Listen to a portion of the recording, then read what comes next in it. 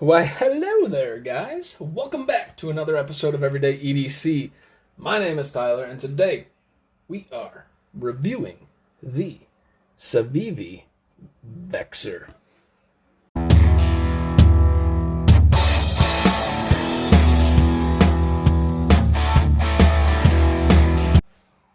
Alright, guys, so the Civivi Vexer. This is a knife that I kind of had my eyes on back when I was really hardcore reviewing the Civivi lineup and just never pulled the trigger on. Part of me is glad I didn't, which I'll get to throughout the review, and part of me is kind of disappointed I didn't because it has its own unique qualities in some things. So first and foremost, we have a G10 pattern, a G10 with a crisscross pattern. It just looks like lines this way, but it also has lines this way. It's like a little grid pattern on there. It's very, very subtle, but it's very effective. I'm telling you guys, it's very effective. A kind of ugly G10 backspacer that runs almost the full length of the blade. Stainless steel liners, which they are milled on one side. You guys can see. It's hard to see because that freaking liner, but you can see the reflection there. Right there. See it? One big block there, one big block there milled out. So they are milled. Stainless steel liner.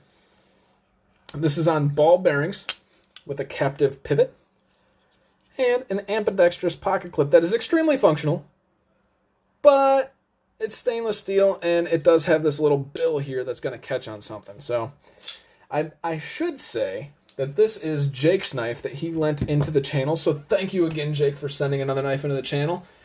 I'm so grateful, so very cool. Didn't mention this lanyard hole. Has a lanyard hole. Fantastic. T8 body screws and a T8 pivot. And T6 for the pocket clip. Wah, wah. This is one of the most unique things about this knife and probably my favorite thing about this knife. Chamfering all around the edges. Not my favorite part. Just wanted to mention it. This flipper tab. It looks goofy, right?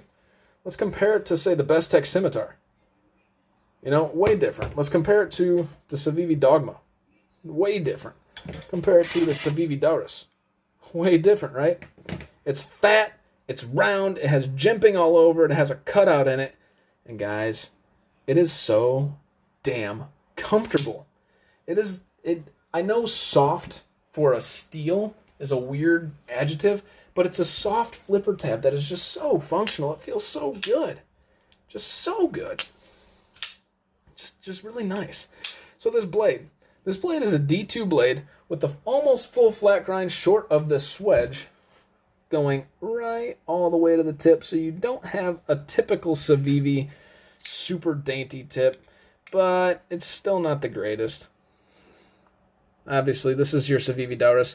As you can tell, it's much thicker than the Doris, so you are carrying a little bit more heft down there, but it's still kind of dainty. We have a landing zone for your finger that is super comfortable when this is in hand, and when you're choked up, it feels pretty good too. This blade cutout is definitely accessible via the Spidey flick. And the thumb flick you can also do. I'm not even going to ever talk about the Spidey drop ever again, because I can do that on every single knife, cutout, fuller, or not. So this flat grind, this is a satin finish, and it has, like I said, a full flat grind, which I'm assuming is going to come to a pretty narrow behind the edge thickness, but we're going to find that out. I don't actually know yet. Stop pin right there, and there's another. It's just backspacer. I mean, fairly simple Civivi construction, chamfering all around, scalloping for the liner, easily accessible liner. Let's move on to some specs. So the overall length of this beast is coming in at 9 inches. The blade length is coming in at 4 inches, and the cutting edge is 3.5 due to that large finger choil. This is no joke, man. This is a 9-inch knife. So it's not small by any stretch of the imagination. Let's get your weight for this guy. Coming in at a whopping 5.3 ounces. Now that's not typical Civivi. I mean, Civivis aren't the lightest things in the world, but they aren't the most, large, robust knives in the world either. Let's check your blade stock thickness, which is relatively thick. Holy smokes, coming in at 165 thousandths. That is a beast of a blade stock. But with that large flat grind coming down to 25 thousandths behind the edge. pretty damn impressive, Civivi. So yeah, this is going to be a relatively robust blade. Let's see here. The overall thickness of the scales coming in at just about 1/2 inch. Pretty standard.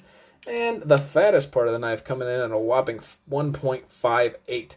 Just shy of the PM2 coming in at 1.6. The PM3 is coming in at 1.66. And this Manix 2 is coming in at a whopping 1.74 in height. Speaking of those, let's get you guys some size comparisons. Here is your Spyderco Manix 2. Spyderco Shaman, sorry, not Sai. So this is obviously a super, super large knife, coming in at much larger than the two of those. I'm not going to show you guys all the other small knives. If you have a knife that's smaller than the Para 3, I mean, this thing's much larger than the Para 3, let's put it that way. Let's just do your Bestech Scimitar just because this is on the table. As you can see, it's much longer than both your Rep Model 1 and your Bestech Scimitar. If I had to guess, it's coming in at almost 1/2 inch longer than this Rep Model 1, which I think is coming in at 8.6 inches. Last but not least, let's do your feldspar. Do I have anything else on the table worth... Yeah. What? Oh, I got one. Yeah, not bigger than that bad boy. There. All right, you guys weren't expecting that, and that's really about it. I'm not gonna compare it to anything else. This thing is huge. It's huge. So, quick recap. I know this is kind of a fast down and dirty, but you know what? Civivis are kind of becoming, especially the older models. I'm excited for some of the new ones. Ooh, that push button Elementum looks sick, but they're kind of boring to me now. I mean, they're all cut from the same cloth.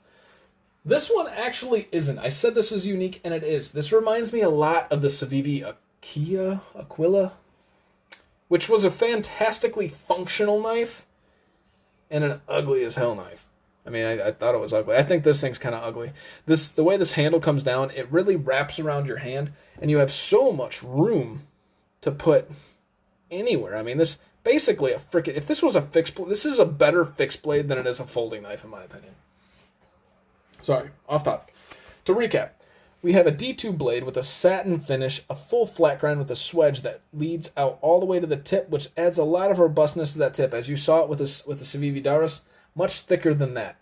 I would call it a standard tip size just because Civivis are coming in at very narrow and dainty. A forward finger choil here that is super functional, super comfortable, and a cutout in the blade that you can finger flick, spidey flick, do whatever you want there. You have a landing zone for your thumb that comes right here whenever it's in hand, and it fits just perfectly. It's fine, and it's huge, and there's so much, like I said, there's just so much room on here. These are G10 scales with a checkered pattern going across. It has kind of a lot of hardware, but it's a large knife, so you have 3 T8 screws on both sides and 2 T6 screws for the handle or for the pocket clip, and a T8 pivot. Chamfering all around, we have some scalloping going right here, and my least favorite part about this knife is this ugly ass backspacer that comes down through there. Not a big deal, but it's ugly as shit. And we have a flipper tab here. This flipper tab is probably my favorite part of the knife. It is so soft, and I call it soft because it's just rounded off perfectly. The jimping is just so subtle, and it's so easy to flip. I don't prefer flipper tabs over the Spidey Flick. This one, I prefer the flipper tab. It feels so, so good. And in hand, like I said, this wraps around your hand just perfectly. That's why it reminds me of the Aquila. Because the Aquila, I didn't ever want to purchase. Shane, my buddy Shane over there in Australia, wanted me to review it. So I was like, fine, fuck it. I'll review it. But it reminds me of that because I had no urge to get it, but ergonomically, this is awesome. There's so much room on that handle for your hand. The finger choil works perfectly. The blade is super functional. Didn't mention it's a spear point blade, which is new for Civivi. They don't do too many spear points. That's nice. And yeah, I mean, it's a typical Civivi build. The fit and finish is great. It's just kind of chamfered and boring, you know. Everything about it's kind of boring, except for the size, the handle, the blade. I know I just mentioned everything's boring and I pointed everything else and said it's not.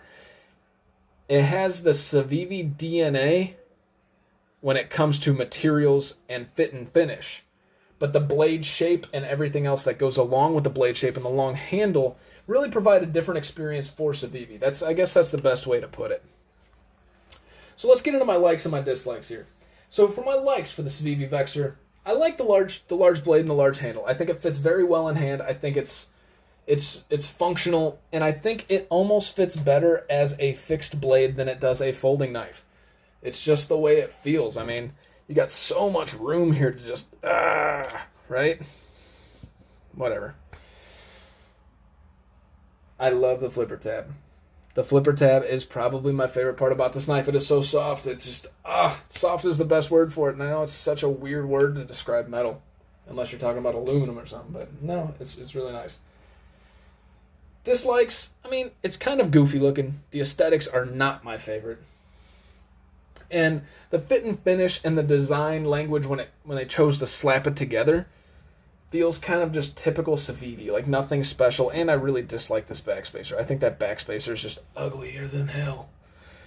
But overall, it is a very, very sound knife. This knife is coming in at $59.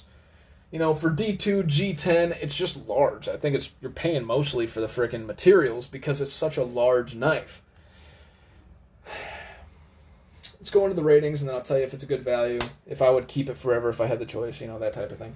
Ergonomics, we're going to give it an 8.5. There's no hot spots. You can kind of grab it wherever you want, but there's also nothing that makes it stand out, short of the fact that I can put my hands anywhere on here that I want, and it doesn't force me into that. I like that. But there's also nothing that's just amazing, right? This is unique for Civivi, but short of that, there's not too much that's amazing about the ergonomics. Yeah, so we're giving it an 8.5. The action. It is a fidgety knife, and I love this flipper tab, guys. This flipper tab is my favorite flipper tab in the world right now. You can reverse flick it. You can thumb flick it. But what I'm going to tell you is a little counterintuitive. I'm going to rate this at an 8. I would give it higher because I love that, but the blade is so large that I found my fingers kind of cramping up as I'm flipping it because it's a lot. Take that for what you feel. I'm really talking about fidget factor there, but fit and finish, Civivi, we'll just slap a 9 on it. I mean, they do great fit and finish. It's just whatever. I mean, I got no problems with their fit and finish. Aesthetics, yeah. This guy's not getting a high rating for aesthetics. I'm going to give this guy a 6. So, sorry. And then the value. For D2 G10, for this large of a blade, for $60, I'll give it an 8.5. I think that the value is sound. I think the bearings and the action and everything about it is a solid knife. This reminds me of a solid work knife, and most Civivi knives don't remind me of that. They remind me of good general EDC carries that are great slicers, and they're just not going to be ridiculously robust. This does feel a little bit more robust thanks to that thick spine, or the thick blade stock rather, on this, and it doesn't come down to that 15 thousandths behind the edge. So you're getting a huge value of work knife out of this, and I believe this will fill the gap for a lot of your work knives. Probably one of the hardest working Civivi knives I've felt. Is this a forever knife if I could keep it? Probably not. I mean, it's just a boring, it's kind of boring to me. I don't know how else to say it. I keep saying it. It's just kind of boring. But that's all I got for this, guys. We're going to plug it again. Sammy yelled at me for not plugging it, so the Patreon. I got a Patreon. If you guys haven't seen this before, this Patreon is not for me. I get no money out of the Patreon. All the money that comes from the Patreon goes directly back to you guys. I will give a bi-monthly giveaway based on the Patreon earnings. So if I'm making $100 a month, every 2 months I'm giving a valued knife of $100 or more. I'm also using the offset of my sale prices. Every time that we reach a certain goal, if I'm making $100 a month, I'm going to give you guys a discount up to 40% on the knives that I choose to sell off of the price that I got them for, not off the price on Blade HQ. If I bought the Ferrum Forge Fortis for $160, I'll give you a 40% discount at the $100 mark for Patreon. So you guys should get involved in that. There's going to be a lot of good deals and a lot of great giveaways. Done with the plug. I don't really want to plug that anymore. Hi. My name is Tyler, guys. This was the Civivi Vexer. You guys stay sharp. Stay safe. Thank you guys sincerely so much for watching. Have a great freaking day.